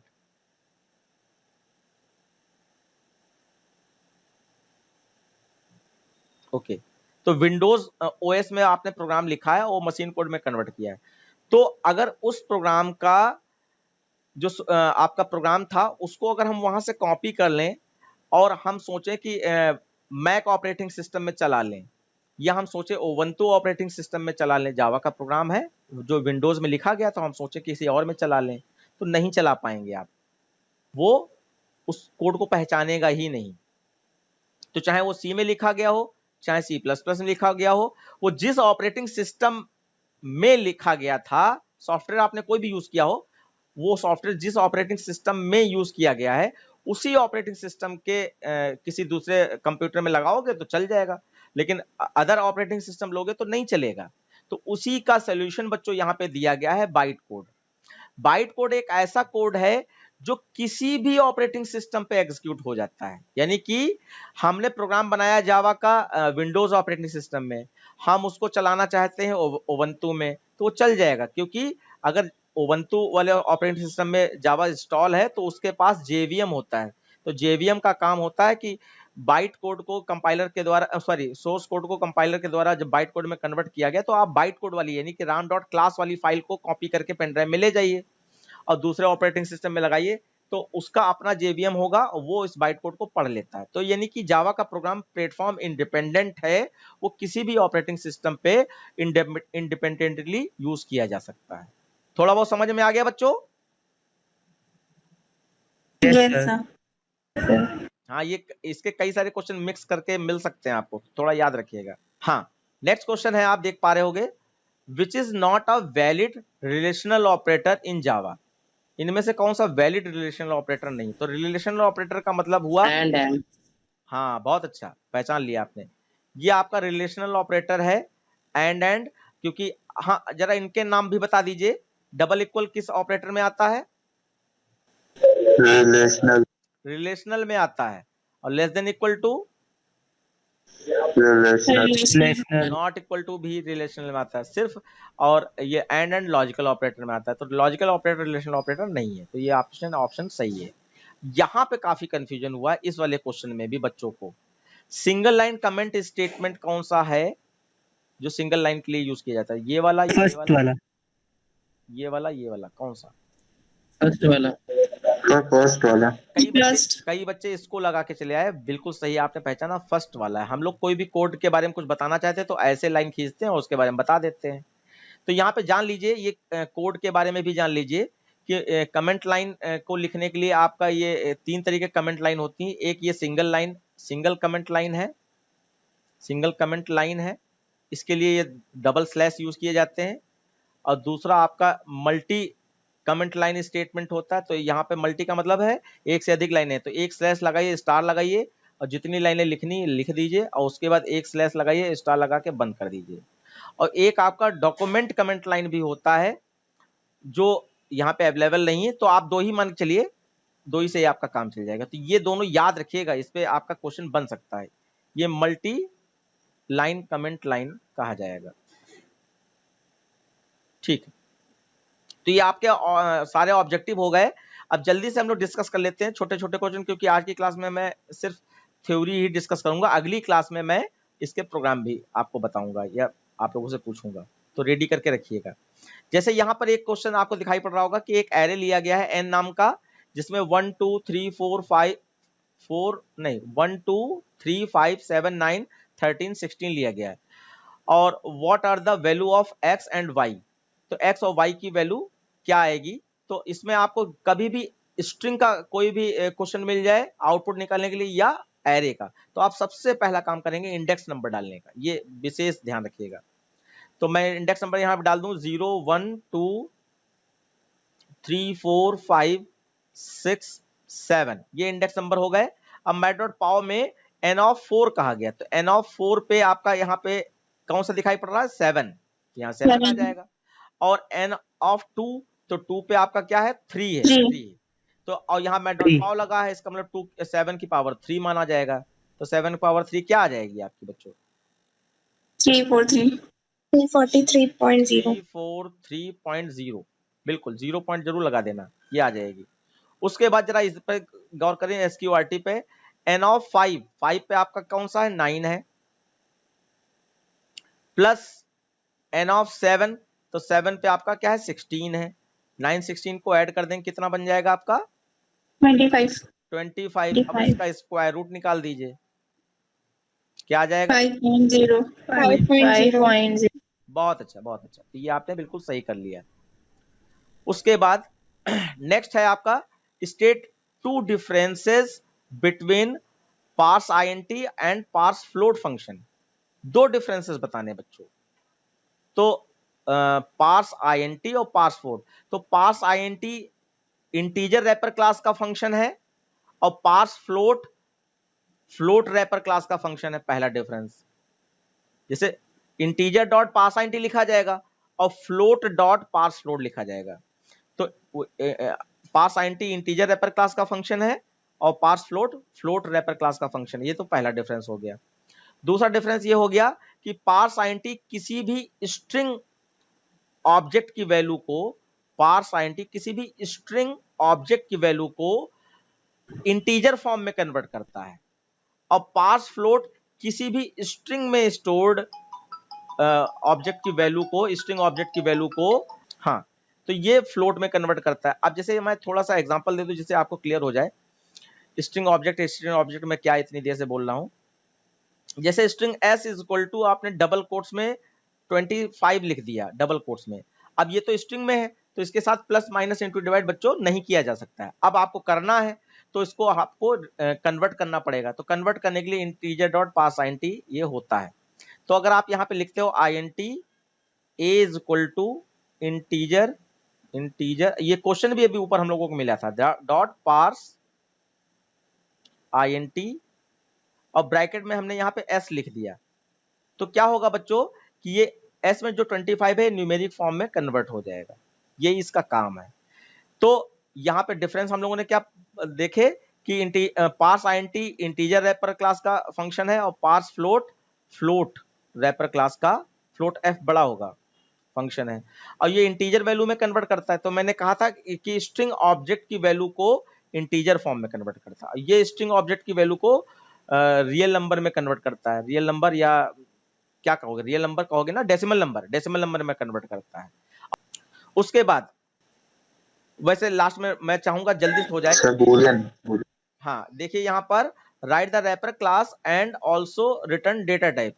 तो इसकी रैपर क्लास क्या है, रैपर क्लास पहले बताओ, इस लेटर और डिजिट की रैपर क्लास नहीं, wrapper class character, wrapper class character, wrapper का Yes, sir, class character. D बड़ा होगा, कैरेक्टर है, और इसका रिटर्न टाइप क्या है? तब आप बताओगे बुलियन, तो वो ठीक है। Boolean. boolean, ठीक है, ये हो गया आपका। तो रैपर क्लास कैरेक्टर थी इसकी। उसके बाद नेक्स्ट फंक्शन आप देख पा रहे हो, convert the following if else if construction into switch case. तो मैं यहाँ पे आप लोगों से नहीं पूछूंगा क्योंकि टाइम अब ज्यादा हो रहा है, मैं बताता हुआ चलता हूँ। इस इफ एल्स इफ स्टेटमेंट को स्विच में केस में कन्वर्ट करना है। तो आपको मालूम है स्विच केस का सबसे पहला क्या होता है, स्विच लिखो, क्योंकि कोई वेरिएबल डिक्लेयर नहीं किए गए तो आप भी डायरेक्ट स्टार्ट कर सकते हो। स्विच लिखा, और जो भी वैल्यू यहाँ पे मैच हो रही होती है, तो वैल्यू मैच होने में जो भी वेरिएबल का नाम लिखा है उसी को चॉइस वेरिएबल मान लो, जिसकी जगह पे हम लोग ch लेते हैं। तो यहाँ ch हो गया, कर्ली ब्रैकेट खोला। उसके बाद जो वैल्यू मैच हो रही होती, जो वेरिएबल मैच हो रहा होता है वो तो चॉइस वेरिएबल हो गया, और जो वैल्यू मैच हो रही होती है वो केस बन जाती है। तो यहाँ पर आप केस बना दो, केस ए, ये कोलन साइन लगता है यहाँ पे, और फिर यहाँ पे ये एसओपीएलएन गुड लिखा था, वहां पे ध्यान रखना एसओपीएलएन ना लिख देना, system dot out dot println लिखना। फिर उसके बाद ब्रेक लग जाएगा आपका स्विच केस के नियम के अनुसार। देन दूसरा केस, फिर वही चीज, आप खाली केस बना दीजिए क्योंकि वेरिएबल तो आप वेर यूज ही कर चुके हो। यहाँ केस बी बन जाएगा, और यहाँ पे एसओपीएलएन, वेरी गुड, डबल कोट्स के अंदर। और लास्ट वाला जो केस एल्स में लगा है इसी को डिफॉल्ट में कर देते हैं, लेकिन ब्रेक लगाते हुए चलो, क्योंकि स्विच केस में ब्रेक लगता है। लास्ट जो एल्स में, अगर बच्चों यहाँ पे एल्स ना लिखा हो, ये भी कोई केस बना दें, तो फिर आप डिफॉल्ट भी नहीं बनाओगे, ध्यान रखना, फिर डिफॉल्ट नहीं बनेगा। तो यहाँ पे डिफॉल्ट बनेगा क्योंकि हमारा एल्स पार्ट है, एल्स डिफॉल्ट की जगह पे यूज हो रहा है। डिफॉल्ट कोलन साइन, और यहाँ पे एसओपीएलएन में वर्क हार्ड।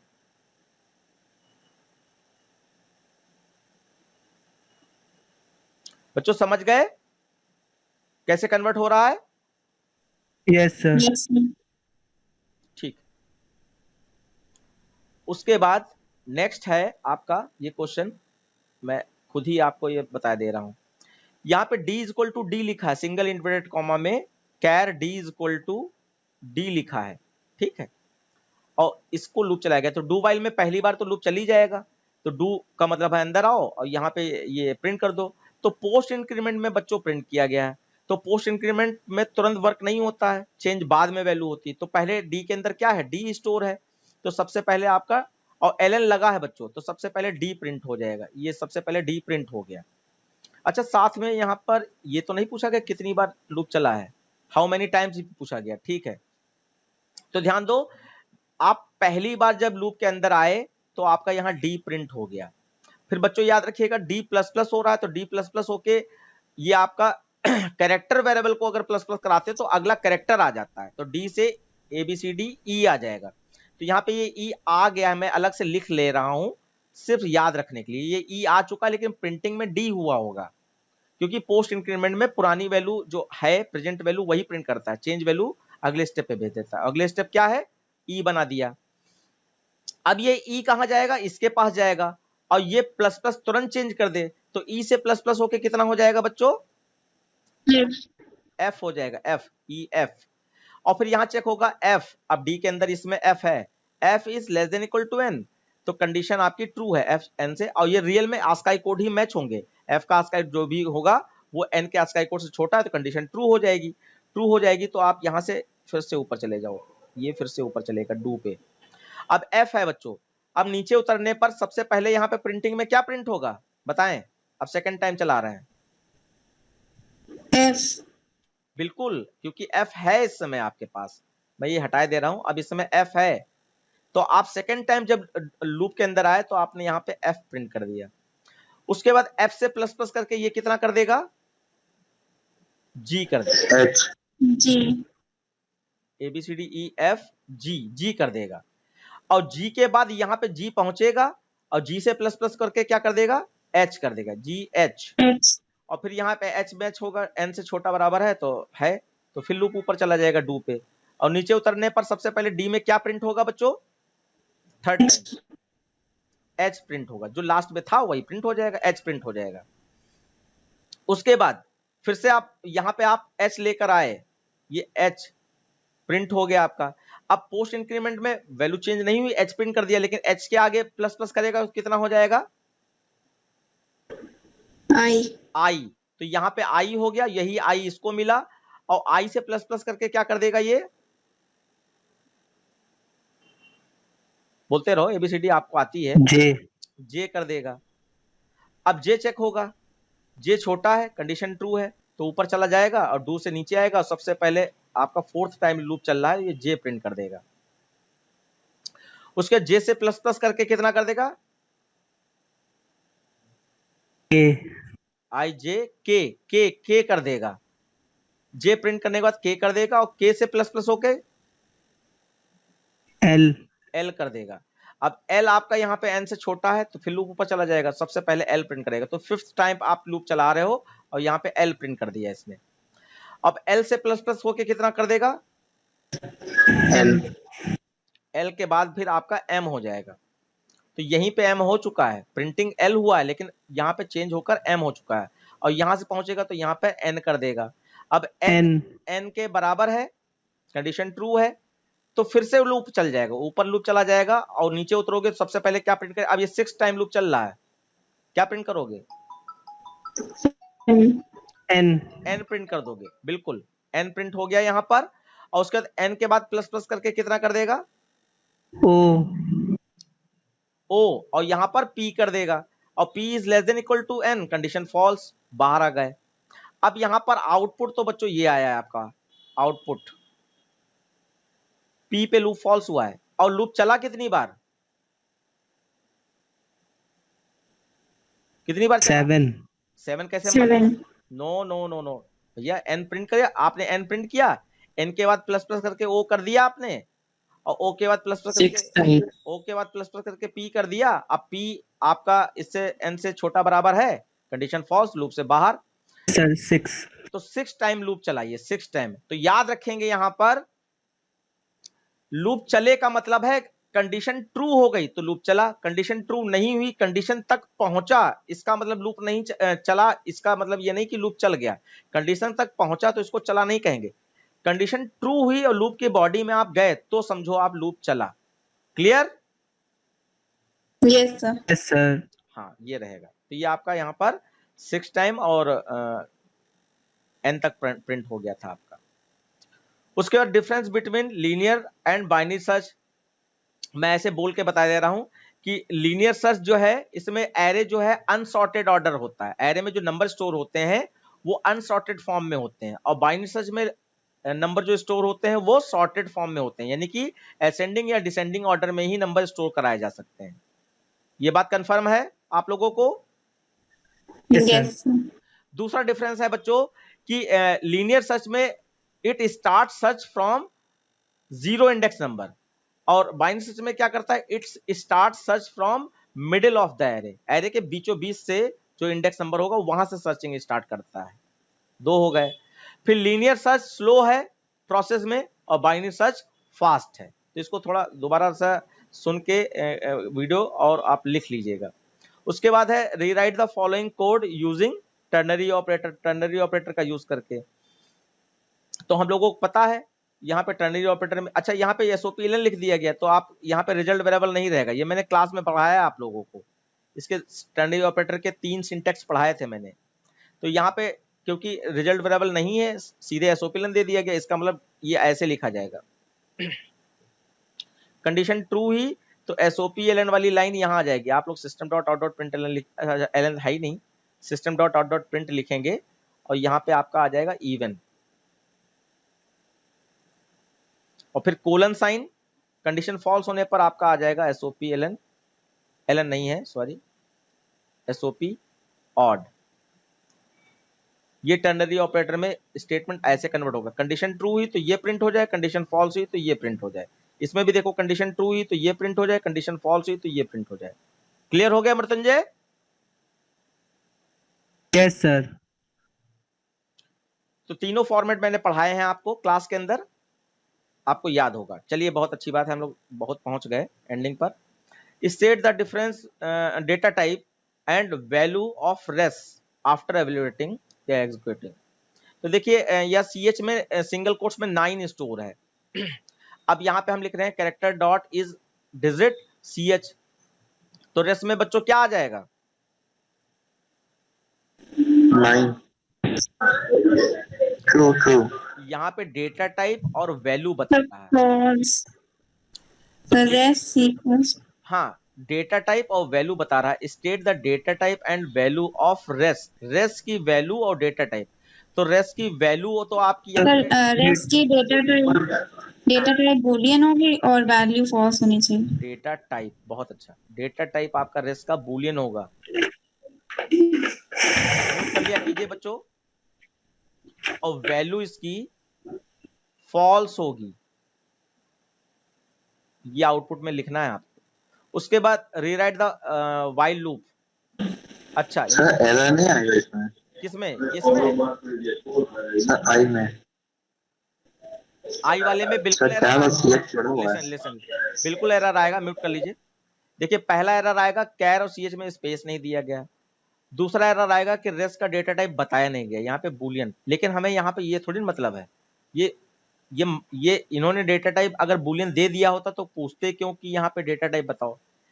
ये जानना चाह रहे हैं कि character dot is digit function के बारे में आपको मालूम है कि ये क्या करता है और किस टाइप की वैल्यू रिटर्न करता है, इसीलिए पूछा। तो ये आपकी कोई एरर यहाँ पे जब सिंटैक्टिकल आप चलाएंगे प्रोग्राम तब तो यहाँ पे एक CH वाली एरर आएगी, स्पेस नहीं है और यहाँ पे बूलियन डिक्लेयर नहीं किया गया। बाकी जो क्वेश्चन है वो बिल्कुल सही पूछा गया, ऐसे क्वेश्चन पूछा जाता है। फिर ये फॉर लूप को व्हाइल लूप में कन्वर्ट करना है। तो आपको मालूम है व्हाइल लूप का खाली बच्चों पहली क्लास में जो मैंने लूपिंग में बताया सिंटेक्स जो बताए थे, व्हाइल को ऐसे लिखा जाता है फॉर में, और चारों लूपों में तीनों लूपों में 4-4 स्टेप होते हैं। तो सबसे पहला मैं ऐसे सिंटेक्स लिख रहा हूँ। व्हाइल लूप में आपका सबसे पहले वेरिएबल इनिशियलाइजेशन होता है या डिक्लेरेशन, तो इनिशियलाइजेशन यहाँ पे होगा। दूसरा स्टेप था कि व्हाइल लिख दो और यहाँ पे कंडीशन लगा दो। फिर तीसरा था जो भी वर्किंग है वो करो। फिर चौथा था प्लस प्लस माइनस माइनस, यानी वैल्यू अपडेट करने के लिए कोई साइन है वो लिखो। बस इतना व्हाइल है।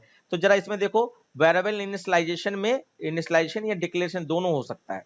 तो यहाँ पे हम देखें कि x और c दो वेरिएबल हैं, तो आप लिखोगे int x is equal to 10, यहीं पे लिख दोगे जो नीचे फॉर लूप में लिखा जाता है, व्हाइल में ऊपर लिख दे, और c ऐसे छोड़ दोगे, या सॉरी c ऐसे नहीं छोड़ दोगे, c इज इक्वल टू 20 लिखोगे क्योंकि c का भी इनिशियलाइजेशन हुआ है। उसके बाद यहाँ पे व्हाइल पे आ जाओगे, व्हाइल, और यहाँ कंडीशन लिख दो c is greater than equal to 10, ये कंडीशन हो गई, कर्ली ब्रैकेट। वर्किंग के नाम पर यहाँ पर x प्लस प्लस है तो x प्लस प्लस कर दिया। उसके बाद अपडेशन देखें तो c में -2 हो रहा है, तो c is equal to c -2 हो रहा है, और उसके बाद कर्ली ब्रैकेट बंद कर दीजिए। बच्चों बस ये इतना आपका हो गया। यहाँ पे कोई डाउट है बच्चों आप लोगों को? आ गया क्लियर, समझ में आ गया? No sir. हाँ yes sir, yes sir. Okay बच्चों, तो आप लोगों ने भी ये क्लास का डेटा देख लिया होगा और आई होप आप लोगों को एंजॉय किया होगा अपने क्लास को और समझ में भी आ गया होगा। मैं चाहूँगा कि अगर आपको कुछ भी वैल्यू इस क्लास की वीडियो से मिली हो तो इसको अपने फ्रेंड सर्किल में ज़रूर शेयर करें, जिससे कि उन लोगों तक भी ये क्वेश्चन पहुंच पाएँ और आने वाले जो और एग्ज़ाम है इसको फर्स्ट टर्म सेकंड टर्म ना समझा जाए, यही क्वेश्चन आगे भी रिपीट होंगे, तो अब दोबारा गलती ना उनसे हो। अगर उनसे हो गई है और किसी भी स्कूल के पेपर को में ऐसी गलती हो सकती है, तो प्लीज़ वीडियो अगर अच्छी लगी हो तो लाइक भी कर दीजिएगा और बच्चों में शेयर जरूर कर दीजिएगा। और जो भी आपको लगे कि अगर आपको लगता है कि आपका भी पेपर मैं यहाँ पे डिस्कस करूँ, तो क्योंकि मैंने ये सीरीज स्टार्ट किया है पेपर डिस्कस करने का स्कूल का, तो मैं आपका भी स्कूल का पेपर डिस्कस कर लूँगा। मेरा आपका व्हाट्सएप नंबर है 9305035029। आप इस पर अगर अपना पेपर स्कूल का व्हाट्सएप करते हो तो मैं उसको भी ऐसे ही एक्सप्लेन कर दूंगा। ठीक है बच्चों, आज की क्लास यहीं तक रहेगी। स्वस्थ रहिए, मस्त रहिए और विजयी बनिए। धन्यवाद।